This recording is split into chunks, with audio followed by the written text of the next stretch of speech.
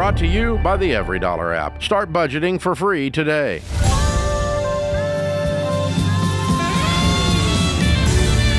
Live from the headquarters of Ramsay Solutions, it's the Ramsay Show, where we help people build wealth, do work that they love, and create amazing relationships. I am Rachel Cruze, hosting this hour with my good friend and best-selling author, Dr. John Delony, and we'll be answering your calls, and it's a free call anywhere in the country at 888-825-5225. So give us a call. We'll be talking about your life, your money, your relationships, your career, anything and everything. So up first in Dallas, Texas, we have Beth and Margie on the line. Hey, ladies, welcome to the show. Thank you so much for having us on. We're really excited to talk to you. For sure. Is it Beth that I'm speaking to? Yes, this okay. is Beth. Perfect. Hold on, before we get to it, I like how you did that, Rachel. There's a comedian says you can just add the word ladies on the end of any sentence to make it weird. You can just be like, I always say it's the ladies. I know ladies. you can just say like, hey, can I run to the store real quick? Ladies. So Rachel's like, all right, let's go out to the ladies. Well, I saw two. We never get two callers. I know. Oh my gosh. All right, so what's up, Beth? Yeah, so I'm calling because I'm the avid listener, and I instantly, as soon as my sister told me about her situation, I was like, well, what would Dave do? So my sister Margie is getting married in October, and she's paying for it herself, and so she's been planning a lot of it by herself, and she eventually hired a wedding planner, but she first off secured the venue and the room block on her own in the spring, before the wedding planner came into the picture. And Margie's never gotten married before, so she kind of doesn't really know how room blocks work. And so she requested to put 30 rooms for 5 nights into the room block. And when she talked to the catering manager told her, oh, you can just release the rooms at a certain date. You don't have to worry. And so she was not worried. And so the sales manager, a different person, sent her a contract, and it said that they were guaranteed rooms, and she signed it. And so now they're saying that she's responsible for like $35,000 because there was an attrition fee clause in it. So only like a small percentage of the guests booked that potential 150 rooms.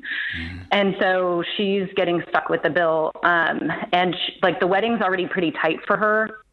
She really just can't even afford that. So I'm just wondering, what would y'all do if you were in her shoes? Has she called the hotel and asked to void the contract completely? Margie, do you want to answer? Yeah, so I basically spoke with my wedding planner. And not the wedding planner. No, have you contacted the hotel? Because you were the one that signed the contract. Right. I did immediately send the catering manager of sales an email saying that, this was way above my means, and I was, told that I was going to essentially be able to let the rooms go as the date got closer. And they said that they've kind of just been giving me the runaround. So they've said that they'll speak with their supervisor, but at this time they're not allowed to, make any decisions. So what I did get them to do was, I was saying, if I'm going to be tied to these rooms, then why wouldn't I be allowed to have this room block until the day of the wedding if I'm going to be responsible for it anyway? So I did get them to extend to September 27th.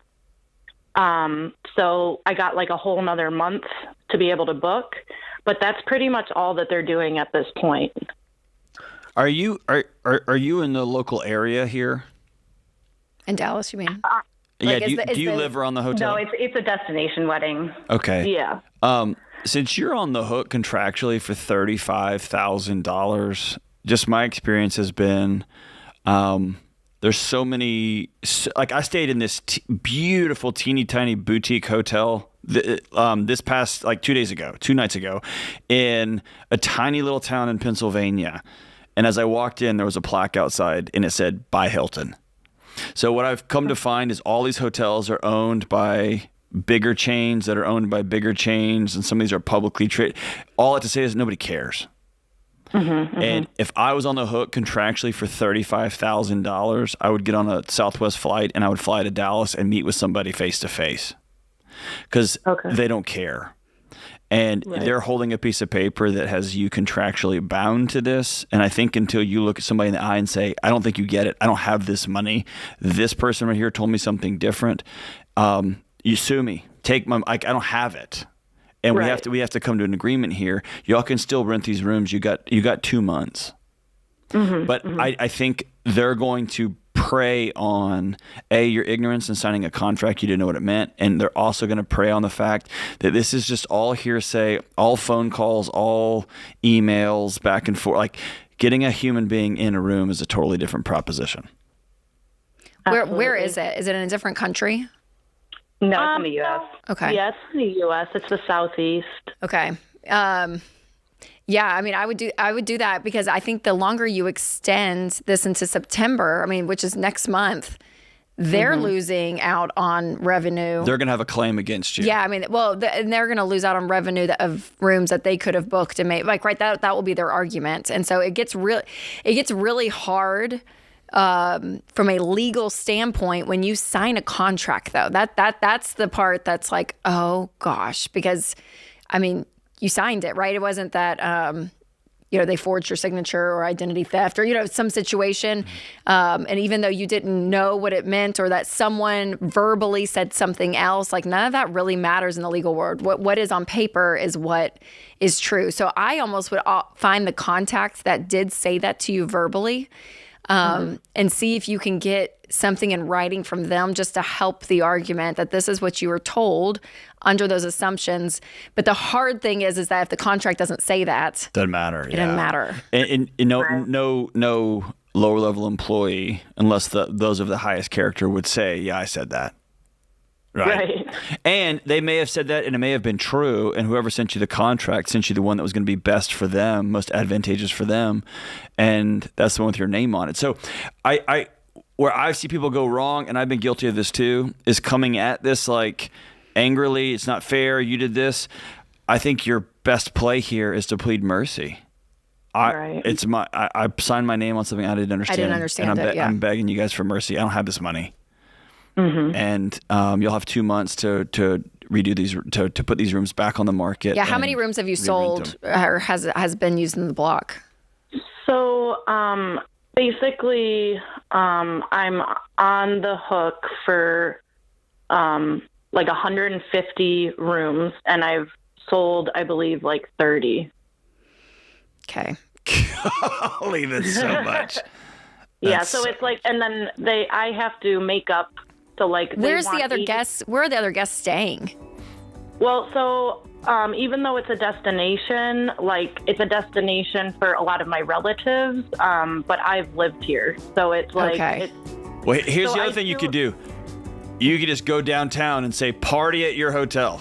And you could tell the hotel people that, hey, if you're gonna hold me to these rooms, you are not gonna like the characters I'm gonna come parading through. Oh my gosh, it's like a threat. You can go down to like a punk rock show and just be like free hotels. I mean, honestly, I would do what John did. Go in person and get the highest level you can and plead mercy, because if your signature is on a contract, it's really hard to avoid that unless an actual human will do that for you. This is the Ramsay Show.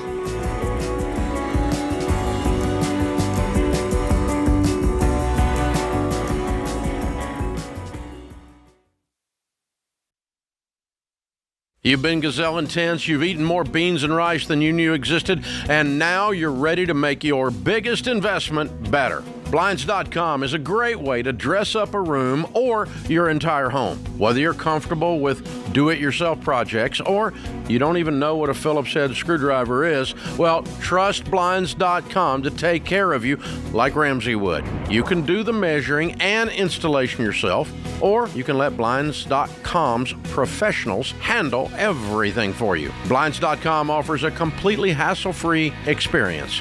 Count on them to deliver stylish window treatments from premium brands without the premium markup. You'll never have to deal with pushy salespeople in your home just to get a quote. But you can count on free shipping, free samples, and a 100% satisfaction guarantee so that you can rest easy.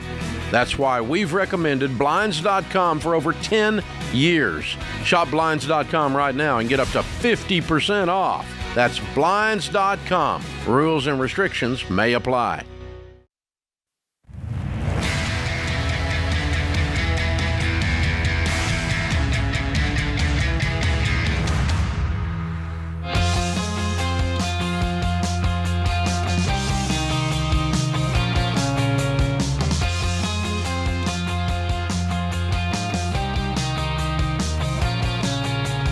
Welcome back to the Ramsay Show.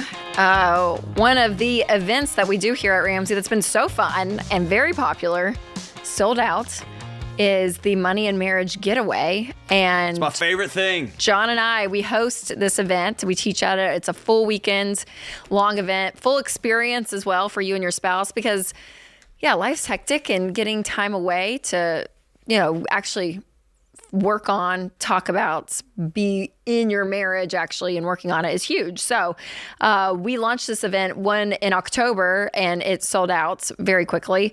And so we decided to open up another weekend. So this Valentine's weekend, you guys, in 2025, we are hosting the Money and Marriage Getaway here at Ramsay Solutions. So we're going to talk about how to communicate better, strengthen your emotional connection, get on the same page with money. We do live Q&As. We hang out with you guys. There's a few date night experiences. Like we pack the weekend out. And so we are so excited about it. So make sure to check it out at RamsaySolutions.com/events. Tickets start at $799 a couple. And there's even a few VIP tickets left as well. So go to RamsaySolutions.com/events for the Money and Marriage Getaway at Valentine's Day 2025. And I think this is a double dip ticket. You can buy this ticket for your spouse for Christmas, and then it's on Valentine's weekend. So you get 2 for 1. Like you don't have to. You have to get a Valentine's gift. Yes. So if you're sitting there going, man, I hate having to buy this, you can solve all your problems with one purchase. Do it all there. So good. All right. Up next, we have Jeremy in Los Angeles. Hey, Jeremy. Welcome to the show. Jeremy spoken. What's up, dude? Jeremy, are you there? Jeremy. He didn't like my Pearl Jam song. How you doing, man? Oh, there he is. Hey, Jeremy. Sorry that John was singing. Sorry that I was singing. Oh, it's all good. Thank you, man. Thanks for taking my call. I wanted your guys' opinion. I didn't really know who to ask, but I'm a big fan of the show. I'm an over-the-road truck driver, and I listen to you guys all the time, so I just wanted your guys' opinion about my situation. Awesome. Go for it, yeah. man. What's up? So basically, a couple of years ago, I took out $100,000 personal loan to start a trucking business, my own truck. So I've been rolling, and I had a cool little plan, but it's just real hard to pay everything off with the maintenance and then being on the road, stuff like that. So I pay about $8,000 a month right now to just break even, and I'm about $80,000 in the hole. So I try to do the remaining balance and chop off. I have 5 loans out right now, and I've been trying to pay extra, but just with mechanics and trucking and all that maintenance and stuff, I've just been ready to just throw in the towel. And Yeah, it's sinking you. Yeah. So you bought your own truck. Correct. And So I've been running California and Texas back, and I kind of just go off the market. I don't know if you're familiar with the trucking market, but it's terrible Yeah. for owner-operators right now. It's real bad. Are you doing side jobs too, or are you stuck running the same route? That's the problem. So it's to make more money, I have to just live on the road, which I didn't really know because I was a company guy for 13 years. Yeah. So I kind of I have a little dedicated lane. I go do it and get home on the weekends, which brings me about $3,000 to $3,500 a week. So I try to do that 4 times and then, chop the debt down. But I'm here almost 3 years in, and it's going really, really slow. And I'm just like, maintenance is killing me right now. And then the market is just terrible. Man, I hate that for you, brother. yeah, have you looked? I'm just trying to think about. Because you sorry, were working for someone, is what you're saying, for 3 years. And how long have you been on your own? Yeah, I've been on my own for 3 years. I've been working for at 3 a big years. company. A big company for about 13 years, and I just got tired of corporate America, so I wanted to try it on my own. Yeah. The problem is if I go back to company now, I can't pay my bills. Well, let me ask you I this. bought my truck. How much and is the your truck market worth went if you down, sold and it? Yeah, right. So right now I owe $40,000 on my truck. It's worth about 15 or 20 because I already hit my 1,000,000 miles. Oh, you did. Right. Okay, so you're making 12 grand a month, is what you said, right? You're bringing in 3 a week. 10 to 12. Yeah. 10 to 12. Your expenses are 8,000. Is that just for the truck? So 4,000 is my, regular personal stuff, family stuff, and then 4,000 for the business. What's your family situation? Are they back in LA while you're traveling? Is that like a wife and kids and all that? Okay. Yeah, my wife stays home, takes care of my kids and my daughter, and then I get home on the weekend. It's just stressful, man. And I'm just like, man, should I keep going little by little, or my wife tells me to go hit the road and just stay out there, but that's I know. But personally, no, that's not a good solution. What, like you said, you got 4 or 5 outstanding debts. Rip them off for me. What are they? All right, number 1 is going to be my truck, which is 40. Number 2 is another $30,000 loan because my transmission went out. So that's 70, and I have a couple small credit cards. 70? Is that what you said? Correct. 40 and 30, and then I have a couple small credit cards. Okay. So my plan was to make my $3,000 a week, and then just pay my 3 weeks, pay my monthly stuff, and then the extra one just try to chop it away. But man, the extra one has been going to maintenance. Yeah, and the 30,000 was to do a what was the 30,000? Did you say a transmission? So the 30, I took another little loan on because my transmission went out, and then I just was way upside down with some debt, so that's why I got another 30. So my truck, I'm doing okay because I bought it for 75. I got it down to 40, but like I said, I bought it in 22 when the market was great.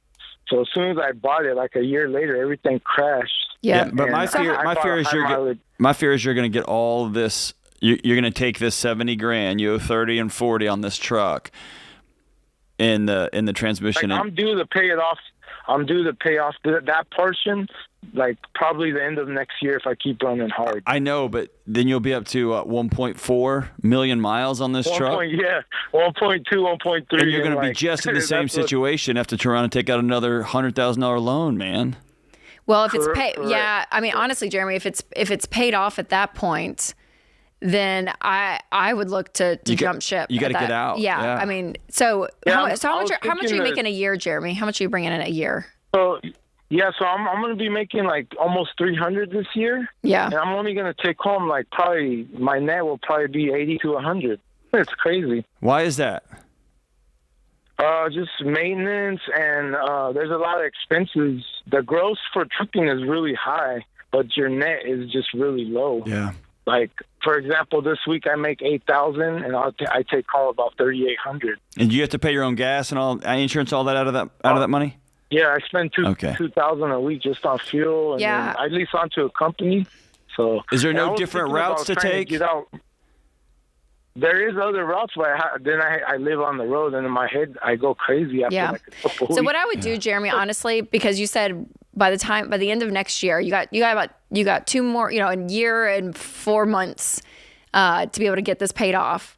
And and I would say, when we talk to people on this show and we're like, you got to do everything. You got to get side jobs. You're gonna be working nights. You're gonna be working weekends. I mean, there is an all-in approach, and the pro is your all-in approach to make great money is something and you have a vested interest in because of this asset. So, I mean, I would map out with your wife and say, okay, I can't survive a year and 4 months with this schedule. I can't. I'm going to implode. So what is a realistic schedule? And that may push the debt out another maybe 4 or 5 months for your sanity purposes. But I would sit down and I would do a really detailed schedule to say, okay, this is the week. Here's the month I'm traveling. I'm going to take this week off here. I'm going to travel these 3, like map out what seems realistic because you're able to bring in good money. And I get that it's being sucked down because of the truck, but I think you can pay this off. I mean, when you look at what you're actually bringing in, and I would tell your wife, like, we got to be on a tight budget at home. Is she working? She does not. I had her quit to stay home with my daughter. I think you got to stop. It's gonna cost you your marriage and your relationship with your kid. She's got to get a job too in this season. That would accelerate all of this so fast. And then once all this is paid off, then you guys reevaluate what you want to do with your life. That's right. And you may just get rid of the truck and make $5,000 on it. Yeah. And go start something else that gives you your life back. Dude, you got in the ring and you went for it and you got knocked down. That's all right.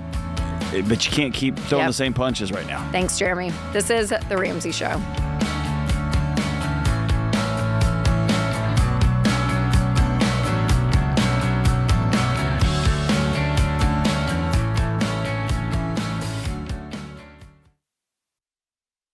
This show is sponsored by BetterHelp. Hey, good folks, the back-to-school madness is upon us. It's hitting us right now. We got travel and work and all these forms to fill out now and sports to travel to and on and on. My family's schedule is so packed and we haven't even begun talking about things like exercise and date nights and counseling and church and home projects. And those are the things that make our life even worth living. Here's what I've learned. When it comes to taking care of me, I have to put on my oxygen mask first. And that means that I have to do the things that keep me well and whole. And I know that you have to do those same things too. So don't skip the things that matter to you, including regular exercise, hanging out with your friends, and regular therapy appointments. And when it comes to therapy, contact my friends at BetterHelp. BetterHelp is 100% online therapy staffed with licensed therapists. It's convenient, it's flexible, and it's suited to fit your schedule. And therapy can help you learn positive coping skills, how to set and practice boundaries, how to become the best version of yourself, and most importantly, how to find peace in all of this chaos. In this upcoming season, make sure you put on your oxygen mask first. Never skip therapy day. Call my friends at BetterHelp. Visit BetterHelp.com/Ramsay Radio today to get 10% off your first month. That's BetterHelp, HELP.com/Ramsay Radio.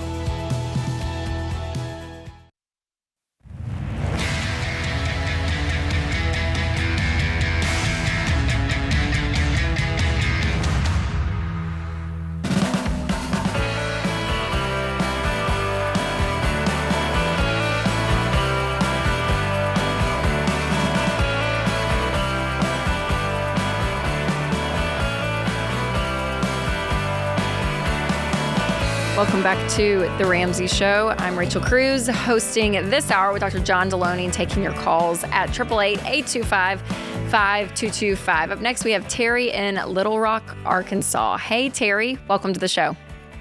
Hey, how you guys doing today? We're doing great. How can we help?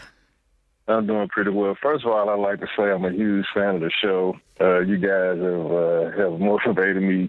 I got onto you guys about 3 or 4 years ago. So awesome. Well, thanks. Thanks for listening.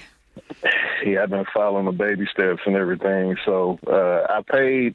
So my question is, I owe $10,000 on my car, and I have 2 credit cards left. One balance is $7,000 and one is $6,000. And I have a tax bill I got to pay. That's like $5,000. Okay. So I'm trying, and I have $14,000 in savings. So I'm trying to decide on. I think I want to wipe my savings out, but I'm trying to see which direction I should go. Should I pay my car off first, just to get that out the way, because that'll free up like about $550 a month, or should I just go ahead and wipe the 2 remaining credit cards out? Yeah. Well, what we teach is paying off the smallest debt first, regardless of payments or interest. And what we have found, it is the most effective way. But first and foremost, let me just say before we get into that if you owe the IRS, that's the very first tax, even if it's not the lowest. In your case, it is. But for people listening, if it's not the lowest, it's still the number one priority, is you do not want to owe the IRS. So I would be, I would be paying that off first and foremost, for sure. Okay. Yep. And that leaves you, with 9, you want $1,000 emergency fund. So you'll have 8 left. So I would knock out that first credit card, the $6,000 credit card, bring your $7,000 credit card down to $6,000, and then start chipping that away, and then your car.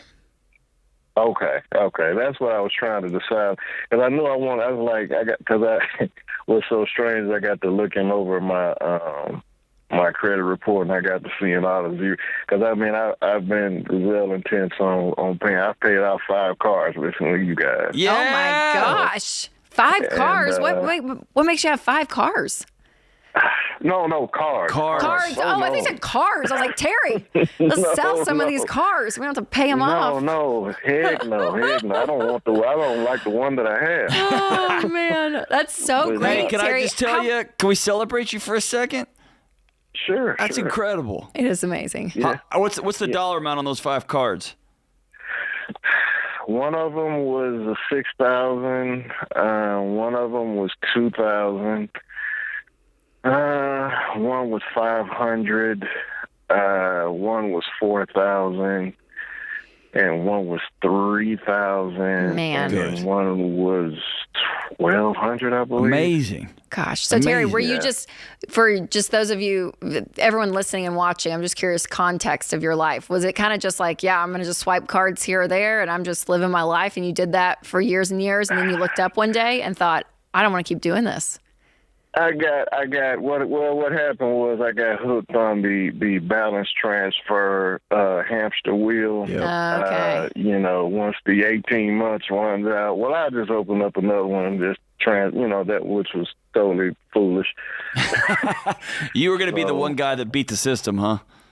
Yeah, and I found out the hard way, especially when when the pandemic had hit and things had kind of had slowed up. And then when you look at those payments and, once that zero balance wears off and you get one card that says $187 for the payment, and then you make that payment and $150 goes towards the interest and $20 goes towards That's right. the Yeah. principal. So I just, listening at you guys, I was like, this has got to see. And what's funny is since I paid those amounts, I'm starting to see a little bit more money in my pocket. Yeah, it's so true. And Yeah, hey, that's what you're go ahead. feeling. You're a perfect example, Terry, of why we teach it the way we teach it. Because we get a lot of grief on the internets because somebody has a 2.9% or 3.0% mortgage, and they can put it in a high yield savings account and make 5%. So they make 2%, and they call us stupid because we tell you to pay your house off, right? And Right. you are getting the psychology part, which I believe in many cases is more important than the math, which is you've had 5 wins and you're starting to come alive. Like now it's starting to be like, I'm done with all this. You see what I'm saying? Like if you had started with a car, you may have got halfway through it and said, forget it, man. I've been paying on this thing for 5 months and whatever. I'm not seeing progress. But you got the little one and then another little one and then another little one. And now you're fully in it, man. How much do you make a year? Well, I got a couple of side hustles, so total about $107,000. That's including my main job and my side hustles I got going on. So when you knock this out, you're gonna by today, you're gonna be done with the government. We don't ever want to owe the government money because they don't act right. And then you're gonna be done with the $6,000 credit card. You're gonna have $1,000, and that's gonna make you nervous, but that nervous is good. And then you're gonna owe $7,000 plus $10,000, so you got $17,000. Mm-hmm. How silly do you want to get? How silly do I want? I mean, I want this stuff gone, man. Like January 1, silly? Yeah, I would love the board to be gone by January. Okay, I want you to do this. Awesome. I want you to pay those things off today, and then I want you to sit down with a calculator and ask yourself what must be true between now, the end of August, and January 1. What would I have to do for these last few months to knock out $17,000? I'll definitely. Can I give you guys kudos on something else too? For sure. You guys actually talked me out of doing a cash out refi. No. I'm so glad we talked him out of it. Good. No, I'm saying don't even think about it. Good. Yeah, you got till I found out the stipulations on it. I was like, because I mean, I got my mortgage, my interest rate is at pretty much 4.2 right now. So, and I got to thinking about, like, well, I contacted my mortgage company and they got to talk to me about this cash out refi cash.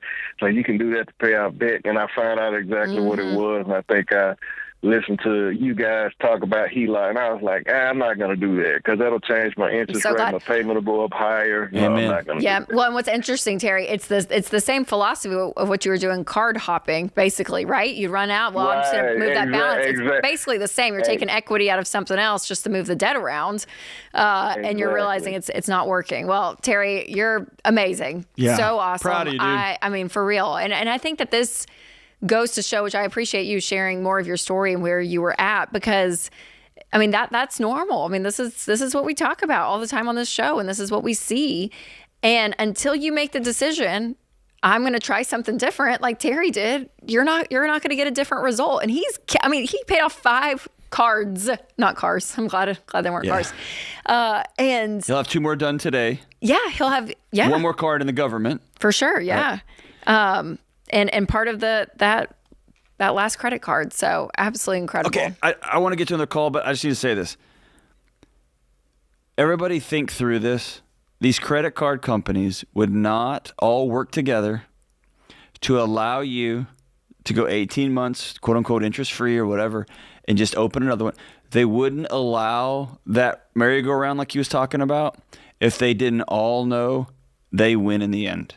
That's right. There is a mother-in-law out there who's got a spreadsheet who plays this game kind of like Bunko, and she's doing it. She's winning. Fine. It's not you. The same as the guys who like to day trade. They love you guys because they'll take your money. And it's just knowing like I can't beat these multi-billion-dollar companies. They've got better computers than me. They got better psychologists working for them. At the end of the day, they're going to win. Yep. So I'm just going to play this thing straight up, and I'm not going to play their game at all. I'm going to opt out. Right? Yes, absolutely. It's just looking in the mirror like Terry did and saying, all right, you got me. Yeah. You got me. Yeah. I'm going to do something different now. Yeah. I can't do it. It's kind of that play with snakes, you're going to get bit philosophy to a degree. Because people are like, well, you can pay your credit card off every month. You know, the credit card game even. They will win. But yeah, to your point, I'm like, they're smarter, you guys. They're richer. So get out. It's like me and Instagram. And just goes, they're better than me. So, I have to have it on a different phone because they're better than me. They just are. This is The Ramsay Show.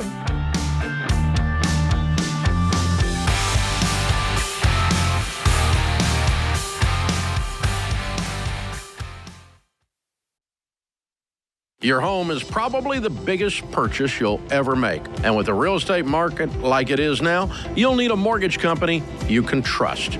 That's Churchill Mortgage. You guys, buying a home is not a button push. It's a process. It takes building a relationship with an expert who will dig into the details and give you peace of mind without busting your budget. Churchill is one of the highest rated lenders in the country. And they're Ramsey trusted because they do what's right for you. Go to ChurchillMortgage.com to get started.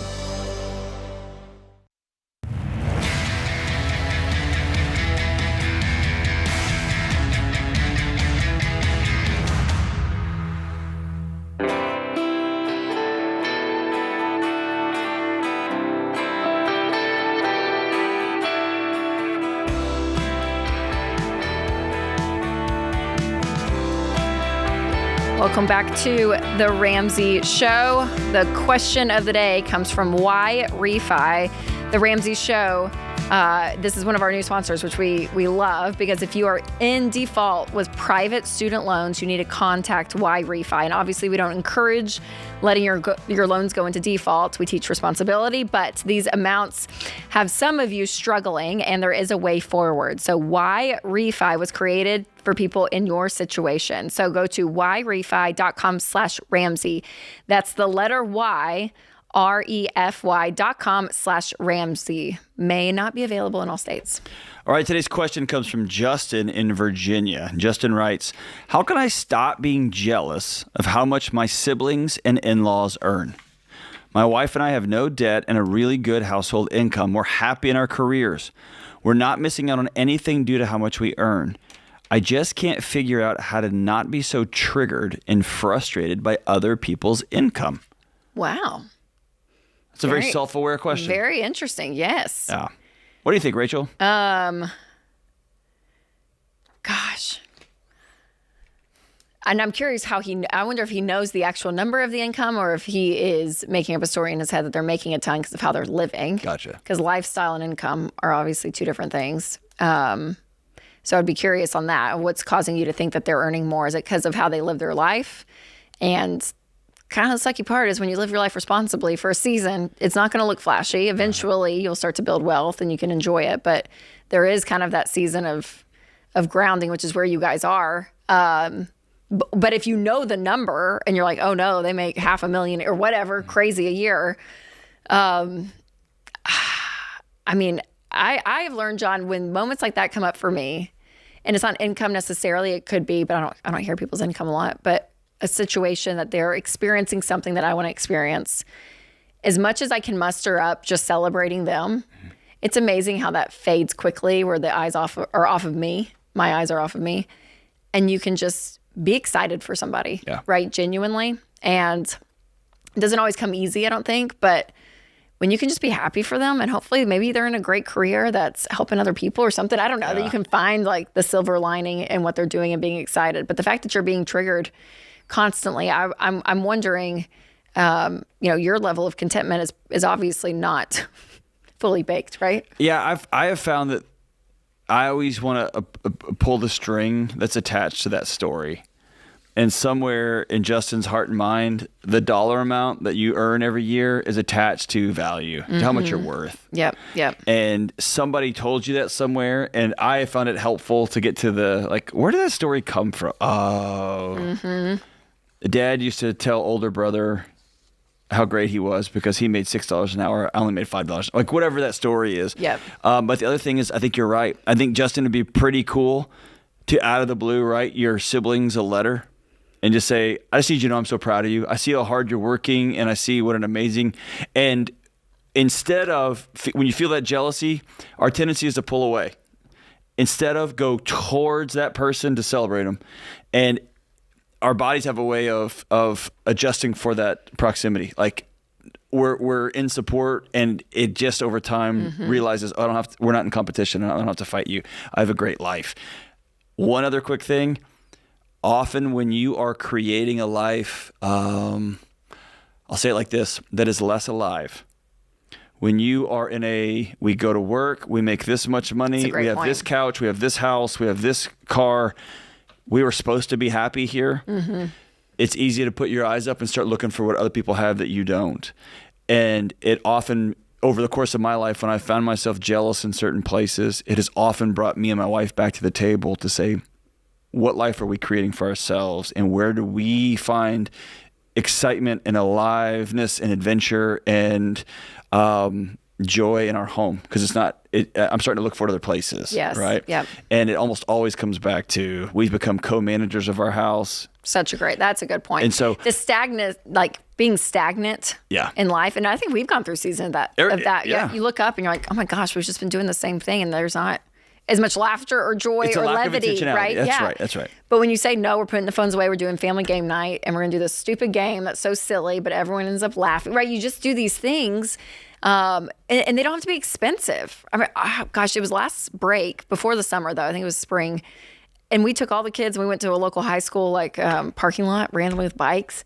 And they still talk about it. They're like, do you remember we rode bikes in a parking lot? And I was like, you ride bikes all the time. But it was like this, I don't know, it was so small and insignificant, but to them, right, it brought this other magic of this new place or whatever it was for them. But it's those things. And again, it doesn't have to cost money. You don't have to go you don't have to go travel to Europe to do that. Find it in your home. Because gosh, we need it, all of us, right? Especially this time of year. With election season and everything, we're just like, oh my gosh, give me some levity and enjoyment with the people that you love. And find those rhythms. It's recognizing levity and joy for 99% of us is a choice. Yeah. There are people in abusive situations, yes. There are people who are in deep poverty, yes. There are people who are abjectly on the margins, yes. But for most of us, we go home and we look at our spouse and we choose what happens next. We choose how we respond. We choose our frustration. We choose to not pick up the trash, not put our clothes away. We choose to just watch TV, just sit there on our phones. All of those are choices. And that means we can choose something different. Yep. And so, Justin, I challenge you to sit down with your wife and y'all reimagine your life. And you might end up in the exact same space, But the exercise of reimagining it, what adventures do we want to create inside of our own home, even for no money? What does that look like? Totally. It can rearrange everything. And write your siblings a letter, a handwritten letter. Tell them how freaking proud of them you are. It's so cool. It's going to swallow some pride to do that, right? Yeah. When you're in a state of... Or it opens your heart up and you realize... It does, but that takes okay, I'm gonna celebrate something that is not always fun for me, right? But you start to learn it. So good. All right, up next we have Dan in Eugene, Oregon. Hey, Dan, welcome to the show. Hi, Rachel. Hi, John. How are you? We're doing great. How are you? I'm not great. Rough number of years, I guess. My question for you is, how do I calculate when I can feasibly retire and or when I can start to plan a second career? And the rough years is I'm about 3 years into being a widower. Oh, I'm sorry. Thank you. I have 3 kids. 2 of them will go to college. I owe $380 on my house. And I sort of, as I was sort of looking at, as, I don't know, I guess getting our lives back in order over the last number of years, it's one of the Ramsey quotes of, why don't they teach this stuff in school, is of like, how do you even calculate right what is the right trajectory? And now that I'm doing it for alone, 1, and 2 is for myself. It's a loan, I guess I should say, or as a single person. Sure. Yep. How old are you, Dan? 48. 48. Okay. Hey, Dan, before Rachel's going to walk you through the numbers of it, can I challenge you on something? Yeah. And this might be a harder exercise than the math problem. Sure. But I would love for you to spend some time. And unfortunately, I don't know that you can do this with anybody other than just taking Dan out on a retreat. But I would love for you to figure out or ask yourself, what do you want it to feel like when you walk in your front door at the age of 55? Yeah, it's because I want you to ask yourself, what kind of life do you want to have at 55? Because that's going to determine the math problem. Yeah, because I think when you get to the numbers really quick, Dan, we only have about 40 seconds, so I'm sorry for the short call. It's going to be looking at what do you have in retirement now, and then averaging out, average returns 10 to 12%, whatever that looks like, and knowing your lifestyle. To John's point, how much is it going to take to run your household at retirement? And what is it going to look like to be able to you have to calculate inflation and all of that. Now, if you have not sat down with a SmartVestor Pro, I would do that. You can go to RamsaySolutions.com and find one in your area, because I want to be able to see all of your numbers, everything that you have in retirement, including this house, and what's going to be the best bet to get you in a place. But again, it's lifestyle, it's return on the market, and inflation that goes up every year is kind of the determining factors. So thanks for the call. Thanks to everyone in the booth. John, thanks for a great hour. This is The Ramsay Show.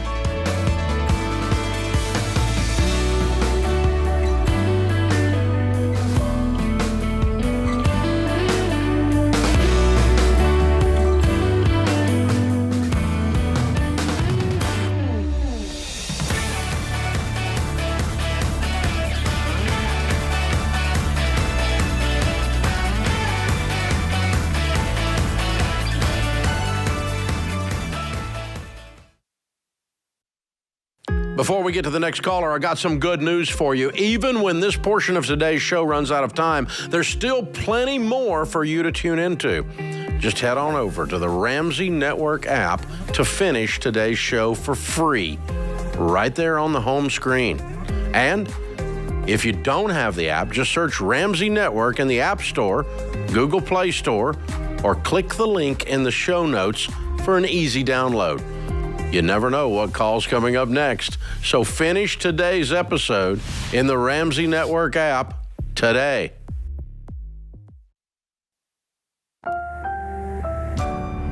Brought to you by the EveryDollar app. Start budgeting for free today.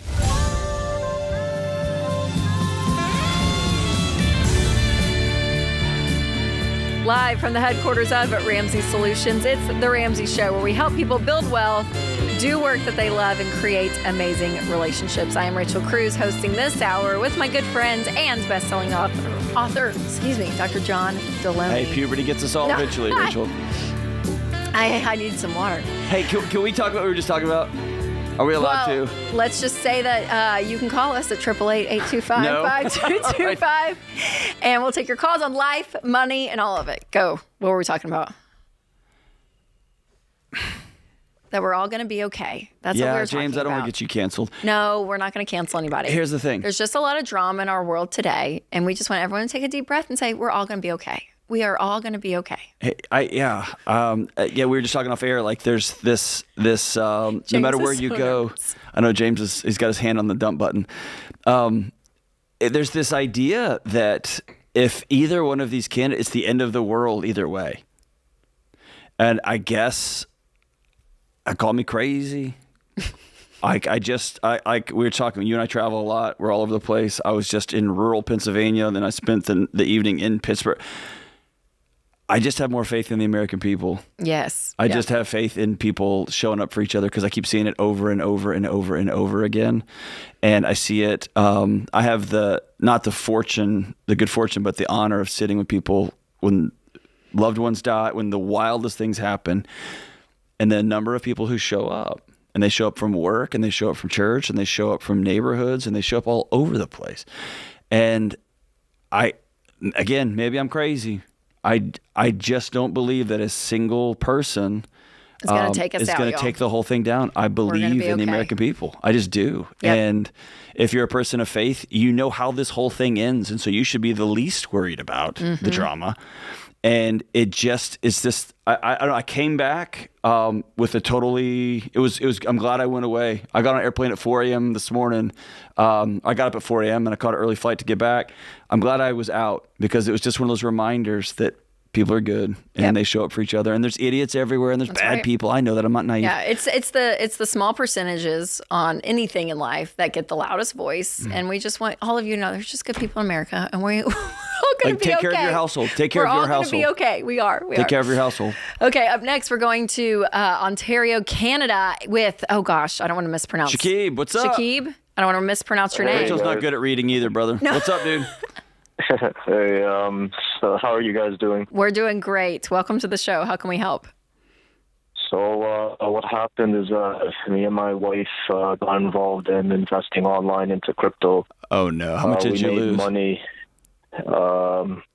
Personally, we lost around $80K. Like, we got into about 50 some odd dollars in debt. My wife did the numbers, about 58,000 in debt. My dad helped me. My father-in-law helped me to sell my car. What happened is when it came time to withdraw the Ethereum, these people started saying, oh, you have to pay these fees. It's a first-time withdrawal. I was like, okay, I'll pay fees. Paid it, and then it was another story. Paid that, and then what ended up happening is that when I was close to getting my withdrawal, they sent me some email from the IRS, and I was like, okay. And I looked at the email, and it came from an IRS Gmail account.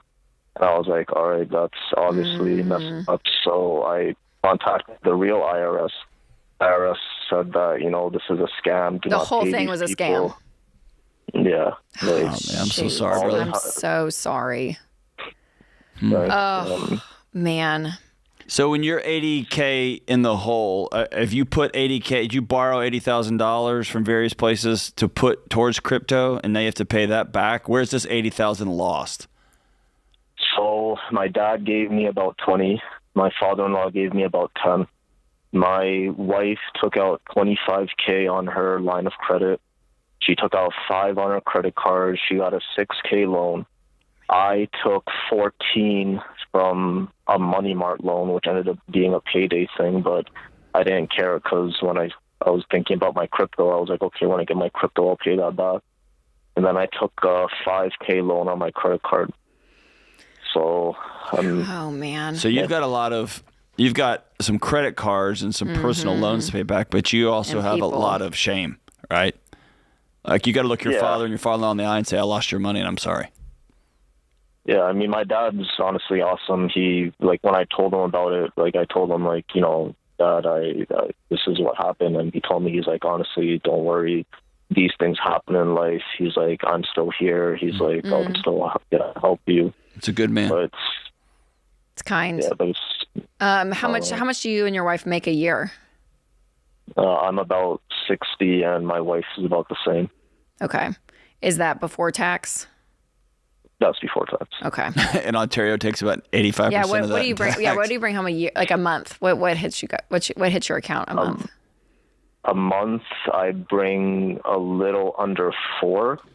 Okay. My wife right now, she's on maternity leave, but she's going back to work now because of the situation. Yeah. And she'll probably be bringing in around, if it's like a good month, maybe around like 36, 37. Okay. So it'll be around 7,000. Yeah. I mean, I wish I could wave a wand and you can go back in time and do things differently. And what we call around here when we make mistakes that cost us money. A lot of money, a small amount of money, but just when we do stupid things, we call it stupid tax. And I hate to say it, but I'm like, you got a big stupid tax bill. And I think you kind of just, you have to, understand like, oh my gosh, you obviously do that. What we did was stupid, but then you want to start cleaning up this mess. And so, do you guys have any other debt or is it just the crypto? So my wife has a car loan. So I think there's about like $22,000 left on that. Okay. And then I have my student loans. It's a little over $8,000. Okay. How much could she sell the car for? Have you Kelly Blue booked it? How much did I sell my car for? No, how much is hers worth? Oh, hers might be worth maybe 28. Oh no, that's if I. Oh shoot, you're breaking up. Oh, you're cutting there? up on us.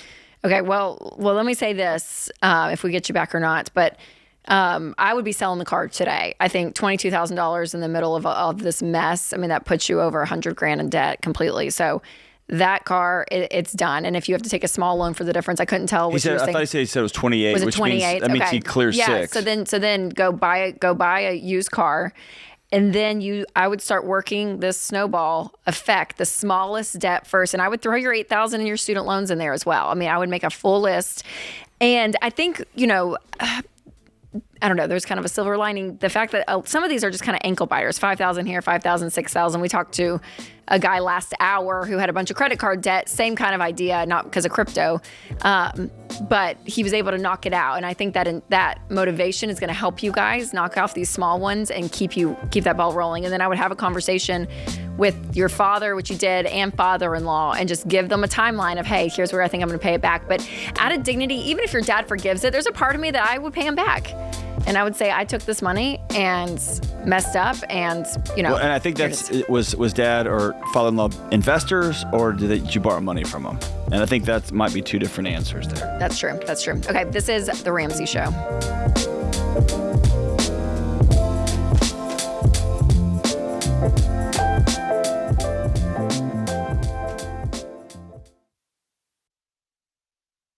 Hey guys, here's a quick math refresher. There are only 24 hours in a day. So you and your team need to streamline time-consuming tasks to focus on the activities that actually make money. Smart businesses are realizing that to reduce headaches as they scale, they need NetSuite by Oracle. NetSuite is the #1 cloud financial system, bringing accounting, financial management, inventory, and HR into one platform. With NetSuite, you reduce IT costs because NetSuite is cloud-based. You cut the cost of maintaining multiple systems because you've got one source of truth. And you improve efficiency by bringing all your major business processes into one platform, slashing manual tasks and errors. So join the 37,000 plus companies, including Ramsay Solutions, that have done the math and are boosting their efficiency with NetSuite. And right now, Download NetSuite's popular KPI checklist designed to drive the right behaviors for your business absolutely free at netsuite.com/Ramsey. That's netsuite.com/Ramsey to get your free KPI checklist.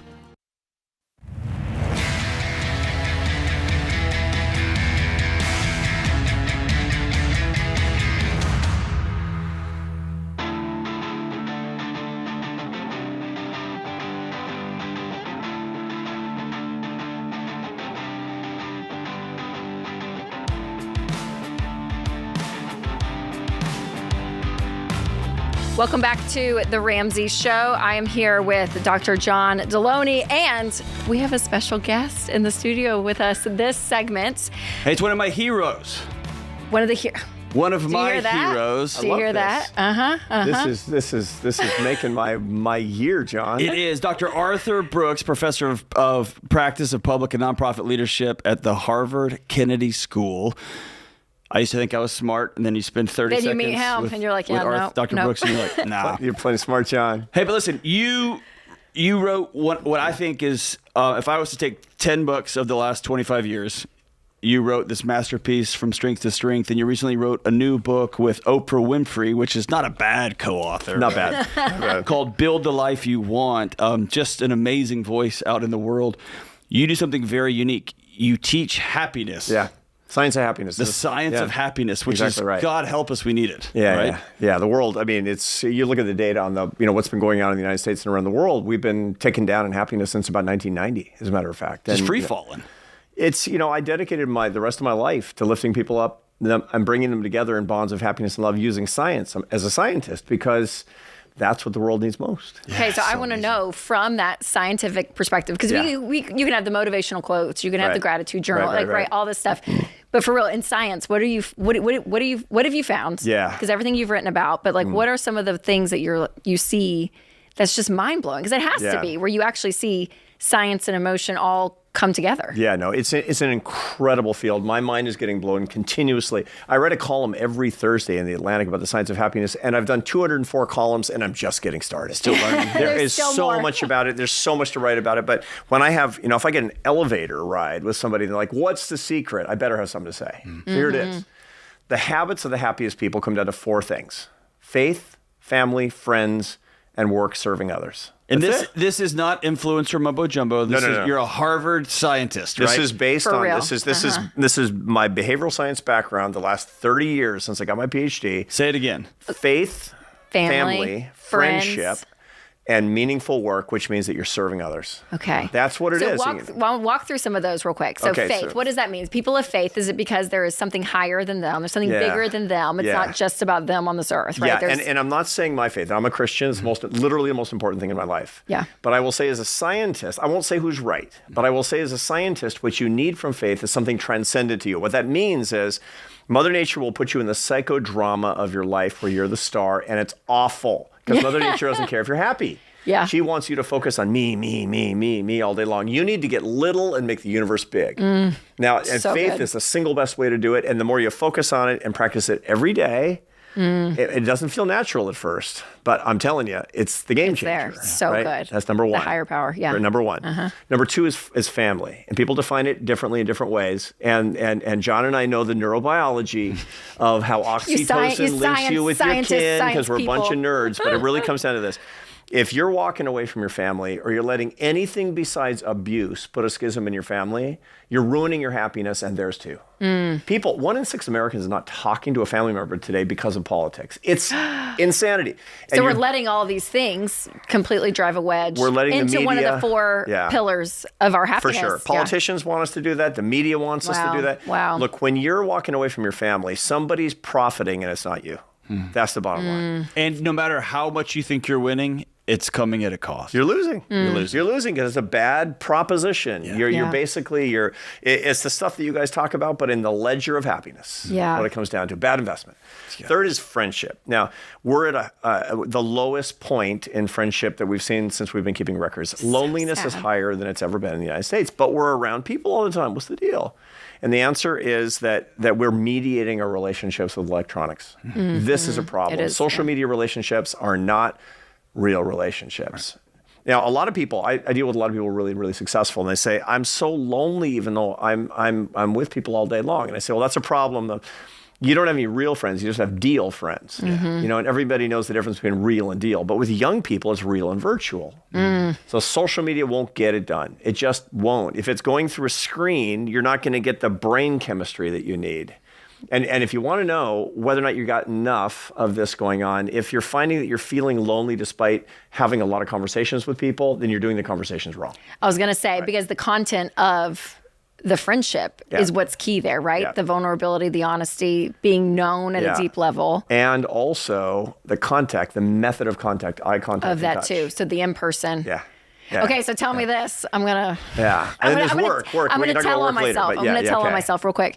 Because I'm curious what you think about this, but so Marco Polo is an app. It's a video app. And so there's me and 3 girlfriends, and we keep up. I mean, almost every day. Like when I come home from work, they'll kind of chime in because we're all over. Right. We're not all in the same city. Can we have that same connection if our conversations are good and we're knowing what's going on and we're checking in and asking questions and all of it? I mean, I know it's not as fruitful as like a back-to-back in person. But yeah, go ahead. Tell me about that. Yeah. I'm being selfish for a second. Here's what's going on in your brain. Okay. So you have a neuropeptide, a hormone in your brain that's intensely pleasurable called oxytocin. Mm-hmm. You know, the biggest amount that you get is when you lay eyes on your newborn infant. And it's like the 4th of July inside your head. Totally, right? Now, we have this because we're supposed to be linked to our people and they're supposed to be linked to us. So when you're lonely, you won't be able to sleep. You won't, it's like things are messed up. You feel out of sorts. You're feeling restless all the time. The reason is because you have a deficit of oxytocin and the monkey's on your back. It's like you're an addict and can't get what you want is the way that works. Mm-hmm. Okay, so all of these mediated ways to deal with people. Look, we have a Pleistocene brain. We have caveman brain. I mean, we have not evolved our brains over 250,000 years. Right. We're made to be connected to our kin because we're a kin-based hierarchical tropical species. That's what Homo sapiens is. Right now, we can, you know, there are all sorts of ways that we can change that, like invent coats so we don't have to live in tropical places. Right. We're still kin-based. So interesting. And we link to each other neurobiologically through this hormone. So in-person, eye contact and touch, that's best. Below that is anything that gets you closer to that particular experience. Zoom is terrible. Zoom is terrible. Zoom is no the Twinkies, right? Zoom is like getting, well, actually the worst is social media because they're not even there. So Zoom is like getting all of your meals through fast food. It's the junk food of social life. Yes. You'll become obese and malnourished simultaneously. Okay, so quick, can I ask one question? Yeah. Okay, this has been haunting me, and you and I were talking about this earlier. Yeah. There is data on the psychology of debt. Yes. Dave has been talking about this for 30 years. The borrower slave to the lender. That's from Scripture.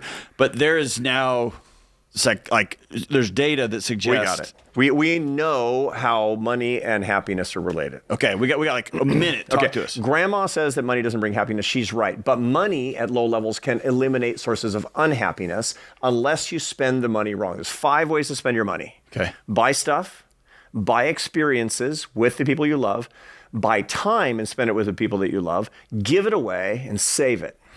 It turns out the one thing that your neurobiology wants you to do, which is go buy stuff, is the one thing that doesn't buy happiness. Wow. The other 4 will. Now, it depends on where you are. If you're actually at the bottom and you're trying to make your way, the best way that you can actually bring happiness to your life is save your money because you're making progress. Mm-hmm. There's a ton of psychology behind this. And by the way, going into debt, especially for consumer things, will reliably make you miserable. So that's not just Dave having fun and being angry. This is happiness science, my friends. I know. It's changed my life and it's helped me to give better advice to people at all different stations in life and different economic circumstances. Because I can say this to people. I can say, look, I got the data on this. And by the way, if you're really, really rich, God bless you. That's wonderful. I'm so happy for you under the circumstances. But that means you have to still spend your money the right way. Getting a 5th Ferrari is not the right thing to do. Right. Yeah. Experiences with people that you love, philanthropy, these are the ways for you to buy your happiness. Don't buy Like, crap. You're not going to. You can say it. You can say You're it. not going to be on your deathbed saying, I wish I'd bought more crap. That's right. But you're going to say, I wish I'd taken a fishing trip with my buddies. I wish I had actually spent more time with the people that I love, and I wish I'd supported the causes about which I'm passionate. So good. Oh my gosh. One of my absolute heroes, Dr. Arthur Brooks. Yeah, so you guys check out his book, Build the Life You Want. Thank you so much. Thank you. I wish we had like the whole hour with you. We'll do it again. Thank you. Amazing. Thank you so much. Thanks. This is The Ramsay Show.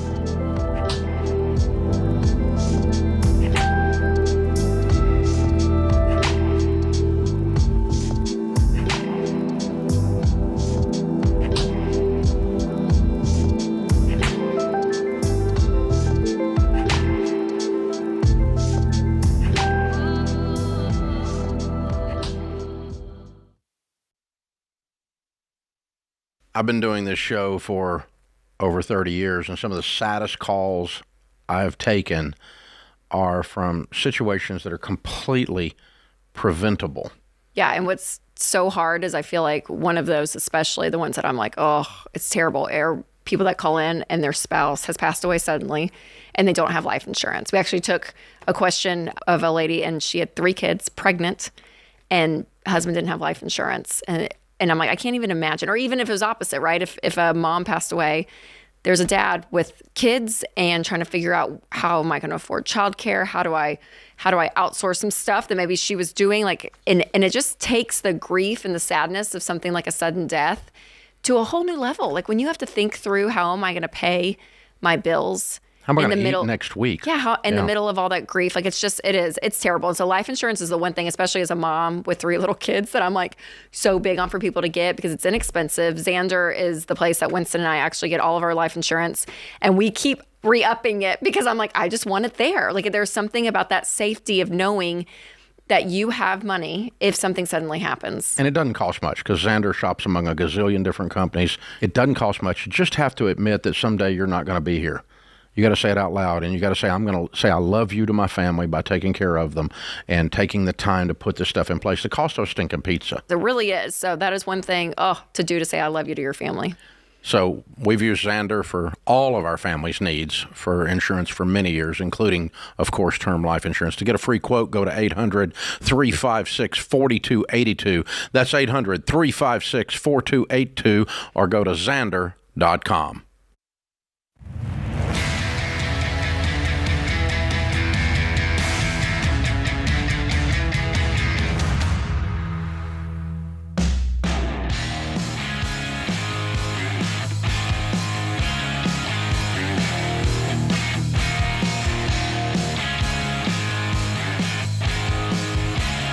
We do the Ramsay Show live every day from 1 to 4 Central Time, right outside of Nashville, Tennessee, and Franklin, Tennessee, at our headquarters. And we have a studio on the glass and a area for people to come and watch. So we have some audience that comes and hangs out with us and gets coffee and tea and cookies and all the things for free.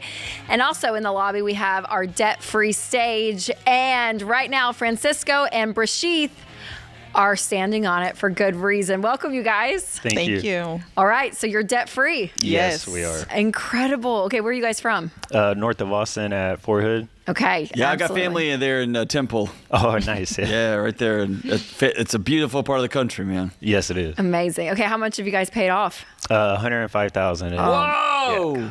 And how long did that take you? 13 months. 13 months. Mm-hmm. Making what kind of money?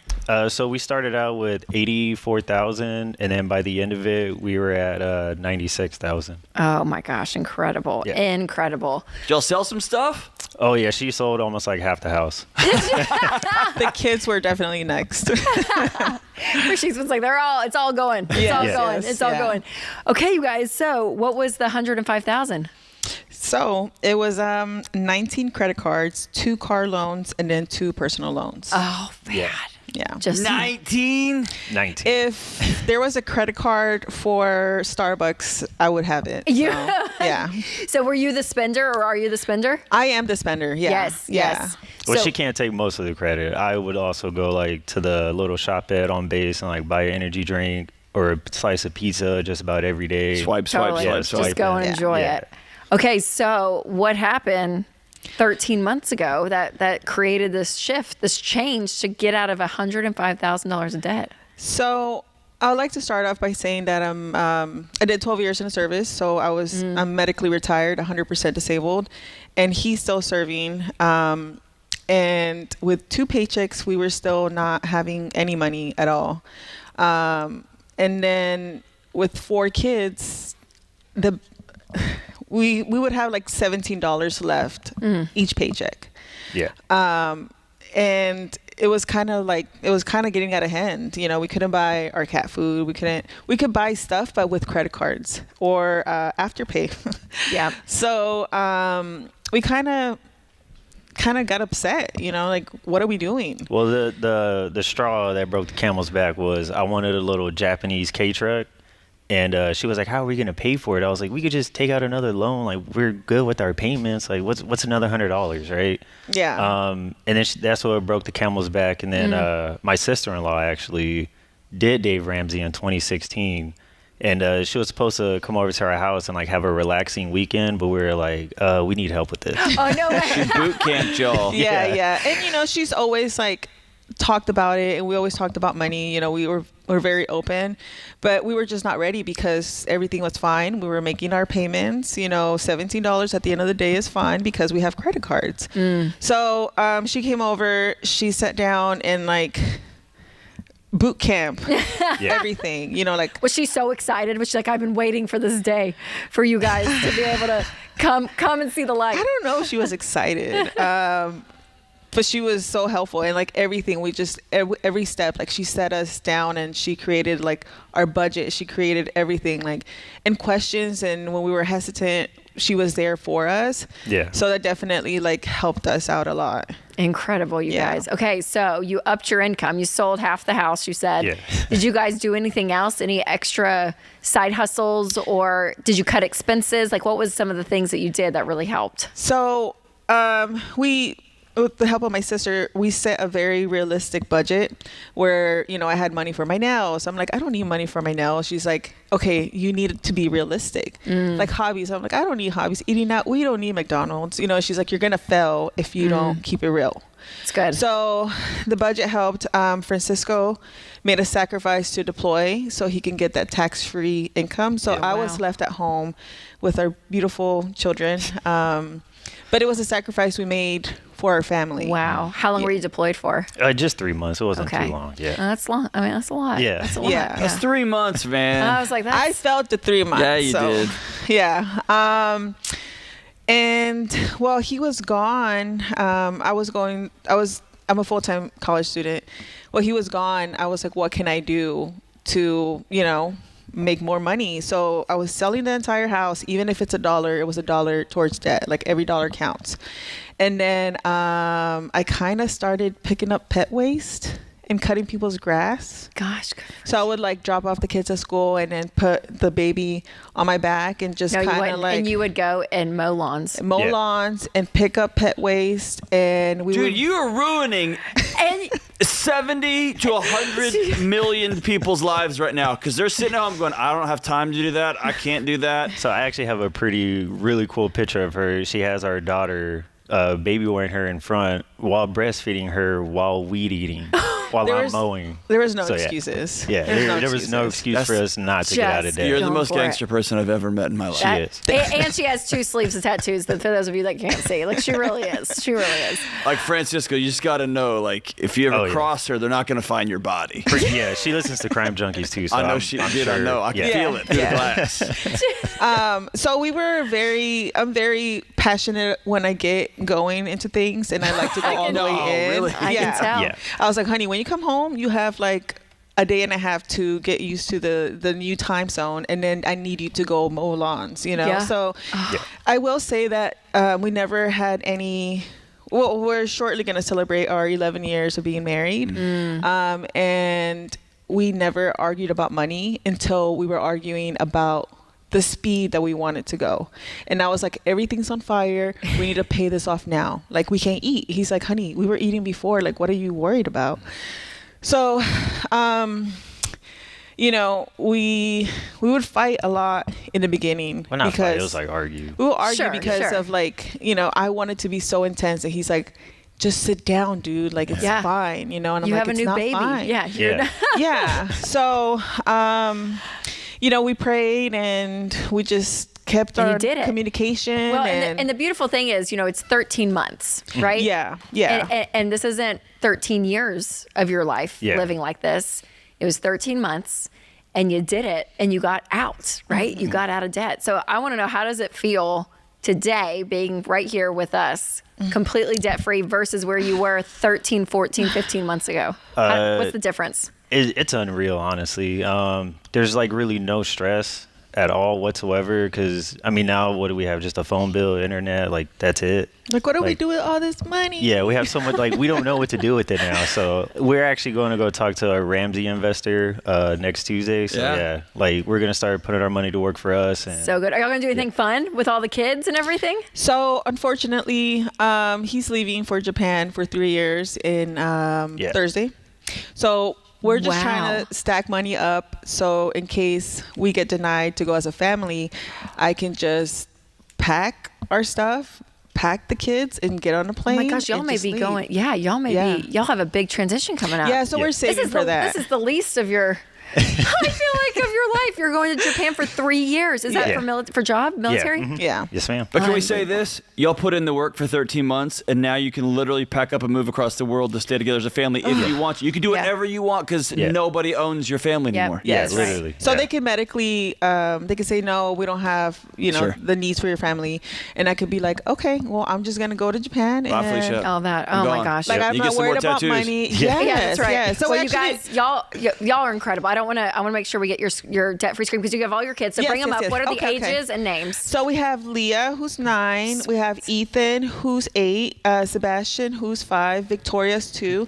And this is my mentor, my sensei, my sister, Helen. Amazing. Oh, you guys, you're incredible. All right, we have Francisco and Brashith from Fort Hood, Texas. There you go. That paid off $105,000 in 13 months, making $84,000 to $96,000. You guys count it down. Let's hear your debt-free scream.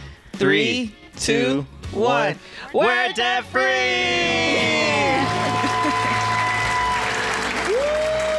Amazing. Paul, that is how it's done. No more excuses, That's America. incredible. Sorry, they ruined it for you. No more excuses. If you want to, you can.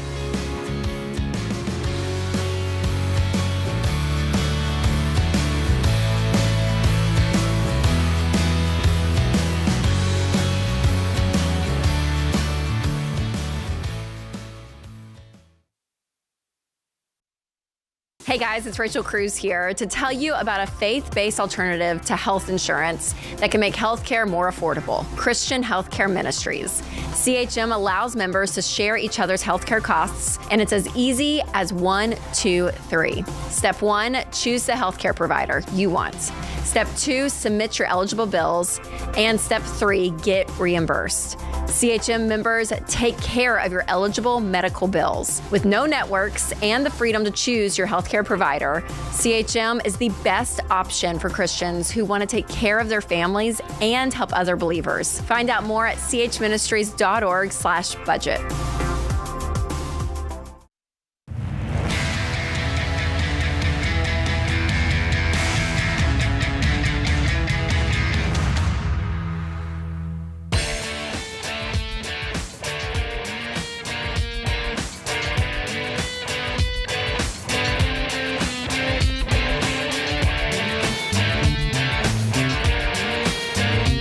Welcome back to the Ramsay Show. We are taking your calls at 888-825-5225. Some incredible people, I feel like, this hour, from Dr. Dr. Brooks, one of my heroes, to the most amazing debt-free scream of a lady mowing lawns with a baby carrier in front of her. Just amazing. This is the hope that we have in America, right? I'm telling you, I think we're going to be all right. It is so great. All right, let's go to the calls. We got Jay in Nashville. Hey, Jay, welcome to the show. Hey, how you guys doing? We are doing great. How can we help? Yes, I want to tell you all, first off, thank you. I listen to y'all first thing in the morning. I get up early, try to get my workout in, and listen to you all while I'm working out on my so on the glad. podcast. That's awesome. Thank So you. it's helped me to kind of get started. Hey, Jay, do me a favor. Can you talk directly into the phone? I'm kind of deaf. Yes, I'll speak up a little bit louder. Is that a little bit better? Perfect. There you go.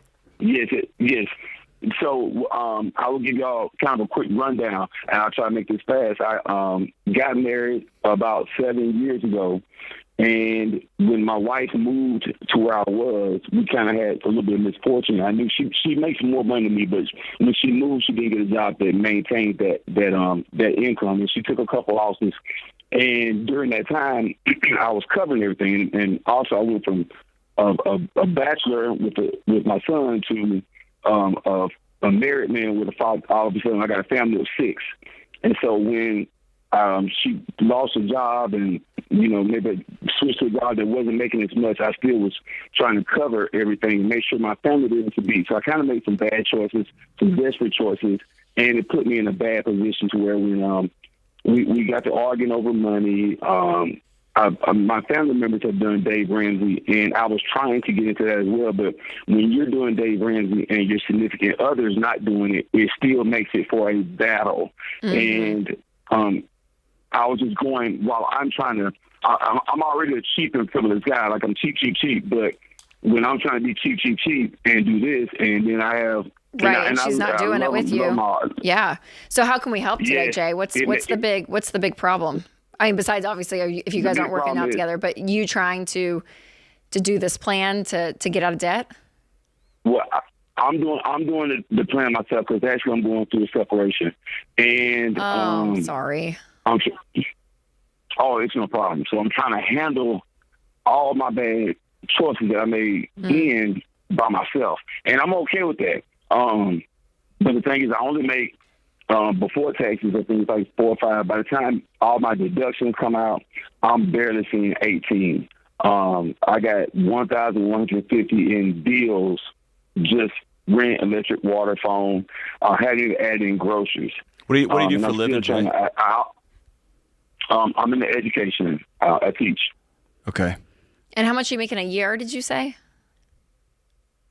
Before taxes, before all my deductions and insurance stuff comes out, I make my check stub today says $4,592. By the time it hits my account, it's $1,700.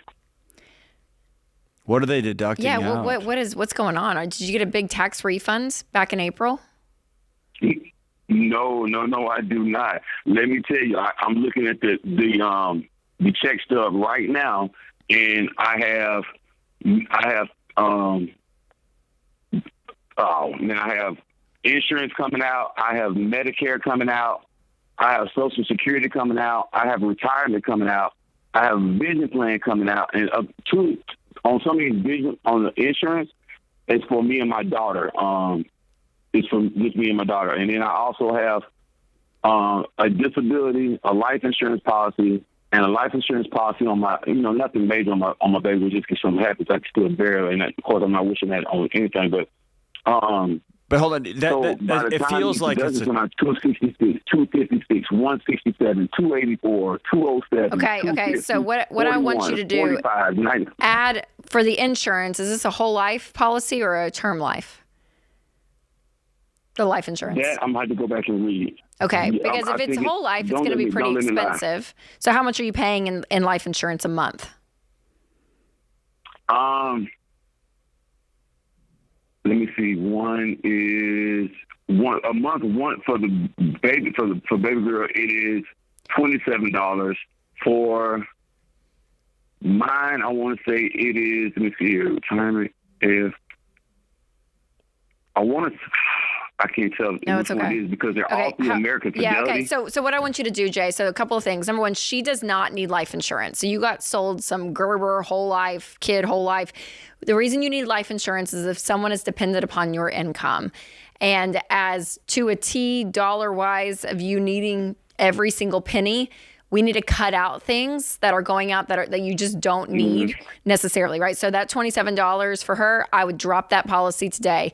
If you have a whole life policy, I want you to look into that because it can be very expensive month to month, and see if you can switch to a term life, which is going to be probably a fourth of the price. So that's possibly some savings there. Stop retirement. I want you to pause retirement, Jay. That'll be money back in. Even things like vision insurance, like even our company, we don't cover it, and you could pay out of pocket if you needed to, unless you guys have some kind of situation that you absolutely needed it. But that's money being saved for right now. So those are a couple of places paycheck wise that I want you to look at. And then I also do want to make sure that you're not getting more taken out, that if you're getting a big refund, that there's some withholdings there that possibly you could adjust. So again, it's digging into some of those numbers and looking, because going from $4,500 a month to $1,700 a month. Yeah, there's something's not right. Something's off there. So, and they may not let you not do retirement. Sometimes teacher programs don't let you opt out. If you're in the, they won't let me. If it's like a pension kind of thing. Yeah, if you're in Tennessee pension. I'm so sorry. Go ahead. Yeah, if you're in some sort of teacher retirement program, they may not let you opt out. Here's what's your all-in total for how much you owe? Student loans, all in total 72 for. See, around about, I'm hitting it right under 100,000. Okay. So here's the student loans, credit card, and some loans. This is me talking to you as a former educator. I was a high school teacher. I've taught elementary school. I taught college. I love teachers, and I'm in your world. Okay. And you're in my neighborhood. Like, we live in the same town. Okay. What you have is not a passion problem. You don't have a heart problem. You have a math problem.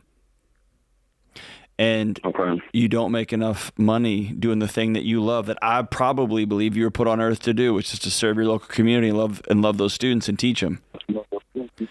And I think you're either going to have to do one of two things: do that job and immediately get off of work and go get a second job, and say, for the next 18 months, I'm going to not see my daughter very much, which breaks my heart for you, but it might be where you're at.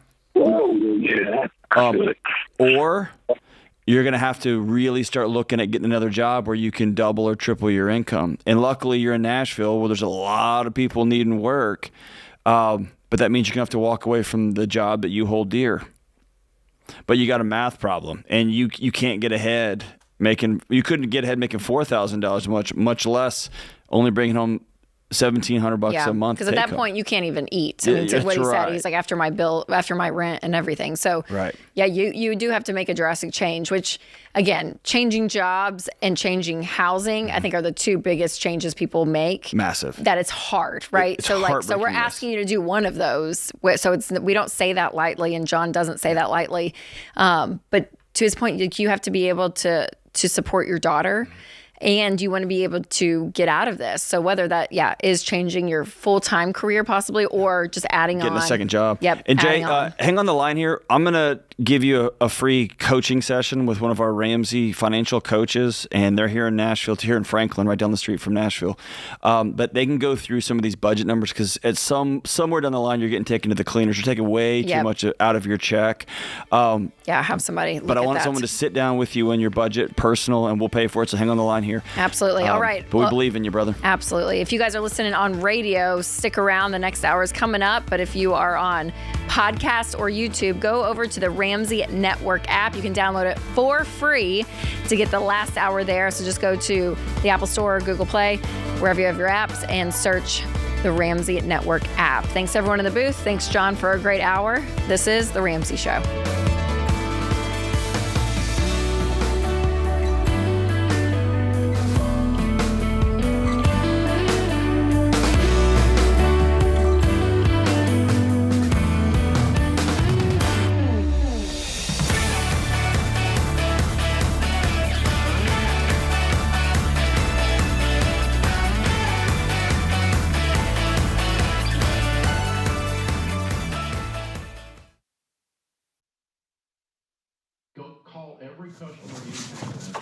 Hey, what are you still doing here? You know the rest of the show's happening on the Ramsey Network app, right? So you got to jump over there to continue watching. You can download it for free. Just go to your app store, type in Ramsey Network. It's completely free, and I'll drop a link in the show notes to make it easy for you. So if you're watching on the app, you're in luck. But if you're watching anywhere else, this show is over for you. So jump onto the app and let the fun continue. All right. Go on now. Don't make it weird. Okay, I got nowhere to go, so you need to go. Okay, bye-bye now. All right, it's getting weird over there, guys. What do we do?